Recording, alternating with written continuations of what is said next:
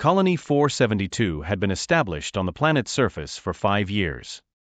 These lands, light years away from Earth, were seen as humanity's new hope. Commander Alex Stern, as always, was on his morning patrol when he sensed something was wrong beyond the colony's security fences. At that moment, a security alert came through the colony systems. One of the main gates was under attack. Alex immediately rushed to the security command center. Looking at the monitors, he saw a group of aliens advancing towards the gate with heavy weapons. The attack was of a kind and intensity they had never encountered before. They had no idea why the aliens were attacking, but it was time to prepare for the colony's defense. However, Alex felt deep down that this was not an ordinary attack, it was the harbinger of something much deeper and more terrifying. This was not just an attack, but the beginning of an unknown threat, and this threat harbored a secret that endangered the colony's existence.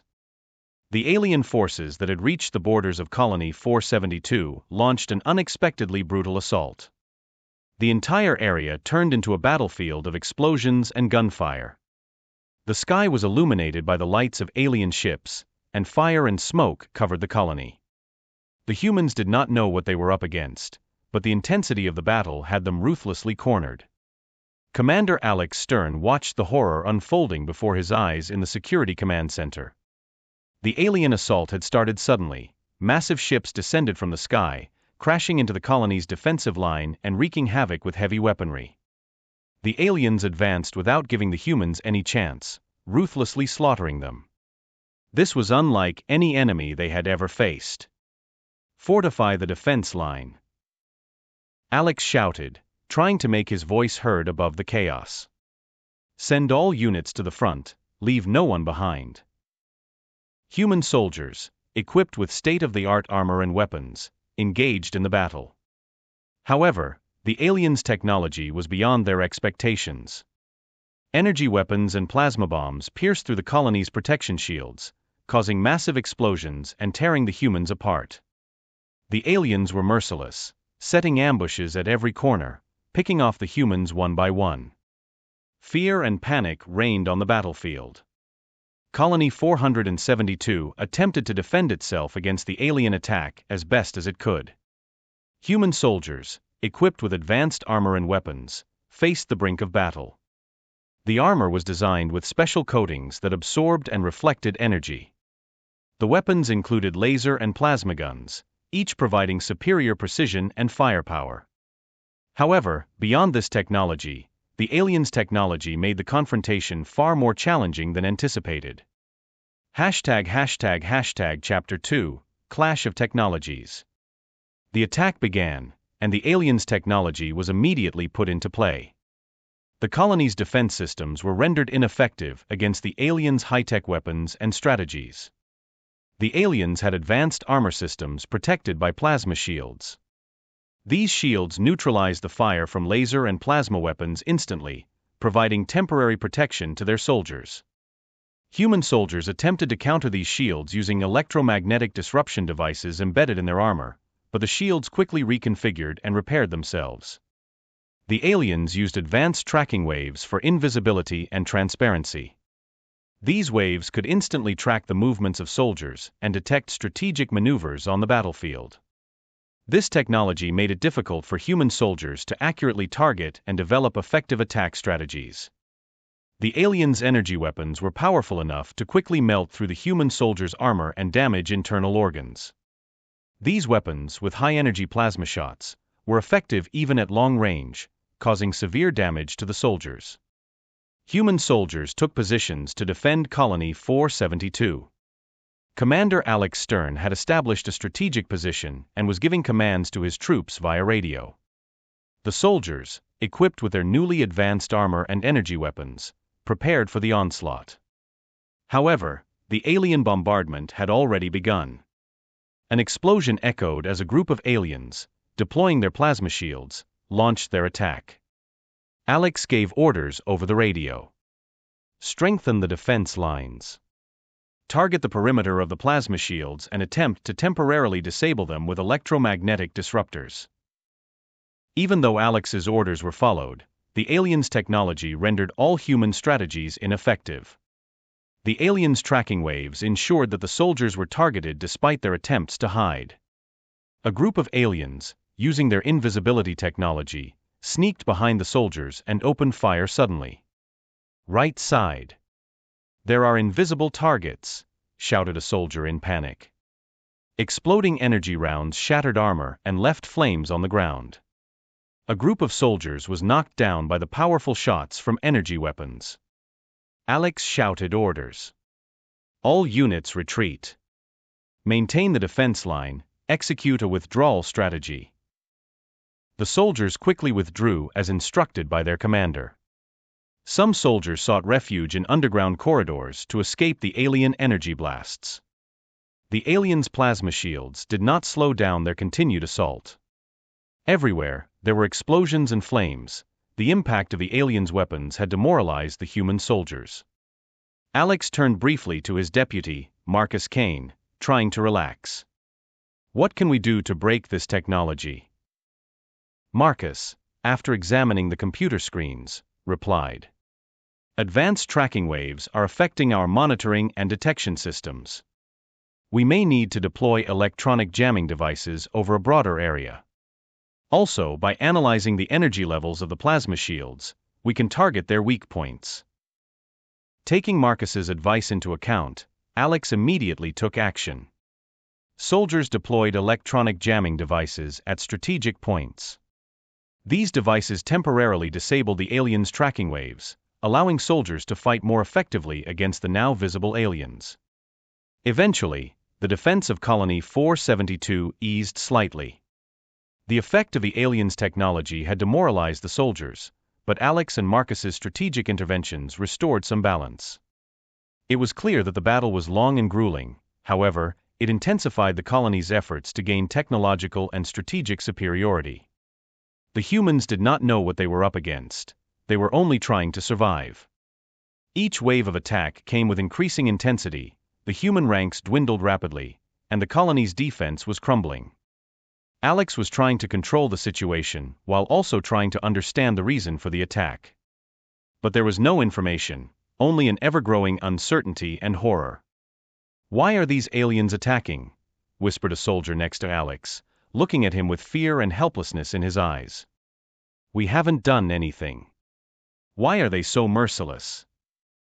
Alex clenched his teeth, trying to suppress his anger. I don't know, he said in a harsh tone. But right now, we have no choice but to survive. Everyone focus on the fight. Meanwhile, the alien forces, rapidly advancing into the interior of the colony, began targeting civilians.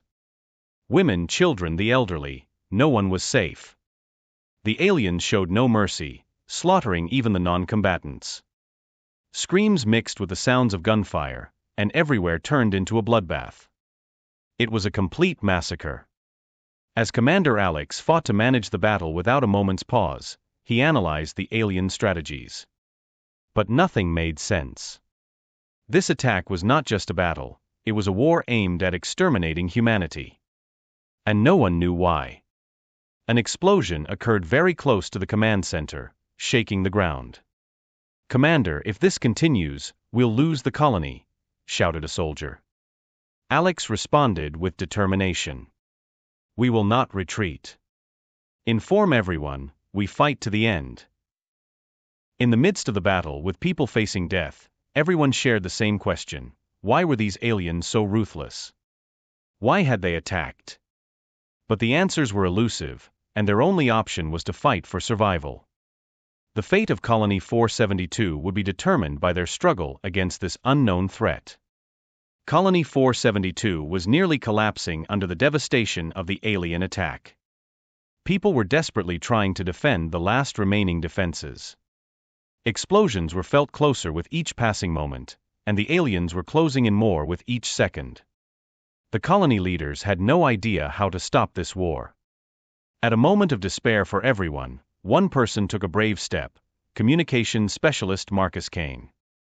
Marcus was an expert who had spent years studying alien languages and cultures. He had participated in many peace negotiations in the past and had managed to communicate with various alien races. But now, the enemy they faced resembled none of the known races. Still, Marcus believed that this attack could not be without reason. Perhaps there was a misunderstanding. Maybe if they could offer a peace proposal, they could stop the devastation. When Commander Alex Stern first heard Marcus's plan, he found it hard to believe. "Marcus, these aliens are here to destroy us. How do you plan to communicate with them? They're only interested in killing." Marcus responded resolutely. "There must be a reason for their aggression. If we can find out why, maybe we can stop this war. It's our only chance, Alex." Alex pondered for a moment. The colony was on the brink of total destruction, and there was little left to lose. "All right," he finally said, taking a deep breath. "I trust you. But this will be very dangerous." Marcus quickly prepared a plan. By monitoring the aliens' battle frequencies, he attempted to decipher their communication language. Taking a great risk, he identified a frequency and sent a message to the aliens. The message stated their desire to understand the reason for the attack and seek a peaceful resolution. As minutes passed with no response, the intensity of the battle continued to rise. Just as Marcus was about to lose hope, he suddenly received a signal. The aliens had finally responded. They pulled back and silently listened to Marcus's message. Then, they replied with a cold and harsh tone. "Our planet is connected to your energy resources. You are consuming those crystals, which is destroying our life source. You are slowly killing us. If you annihilate us, we will annihilate you." Marcus struggled to believe what he had heard. The humans were unknowingly consuming the life source of the aliens living on this planet. This was the horrific truth behind the aliens' attack. Marcus immediately relayed this information to Commander Alex. Upon learning the situation, Alex adjusted the defense strategy. "Tell everyone to retreat and cease the attack," he ordered. "We will end this war. Also, halt the energy conversion processes immediately." As a result of Marcus's crucial communication with the aliens, the humans began to pull back. The attack ceased. Seeing that humans had withdrawn and stopped the energy conversion, the aliens halted their assault. The chaos on the battlefield gradually subsided. The aliens observed the humans' gesture of goodwill, and silence once again prevailed around the colony. The defense of Colony 472 saw some relief thanks to Marcus Kane's brave action. The aliens had ceased their attack and retreated. However, this did not mean the problem was resolved. It was time to take action. The colony needed to demand that this brutal attack be addressed on an international level. Commander Alex Stern, after witnessing the aliens consume their life source and the fierce battle they had fought, concluded that a peaceful resolution was not feasible. Instead, he believed that the aliens' actions needed to be judged on a galactic scale. Alex quickly devised a plan. An urgent notification was sent to the Galactic Council representatives, stating that the attack on Colony 472 was a threat to galactic peace and security. It also demanded that the offending alien race be brought to galactic justice. The Galactic Council's headquarters, located in a massive space station, served as the highest judicial body in the galaxy. The Council convened swiftly to review the request, examining the crisis faced by Colony 472 and the extent of the alien attack. The retreated aliens were soon summoned for galactic judicial proceedings. Their leaders were sent to stand trial before the Galactic Council. The trial was to be held in the grand courtroom of the space station. Before entering the courtroom, the alien leaders and representatives were reviewed by a cosmic judge to ensure justice would be served. The courtroom was magnificent, with a high ceiling filled with starlight, and a jury composed of various galactic races. Alex and Marcus, as representatives of Colony 472, were present in the courtroom. The case details were presented, including the information about the aliens' destruction of Colony 472's energy resources. The judge began in a deep voice. "This court will determine whether the attack on Colony 472 meets international justice standards.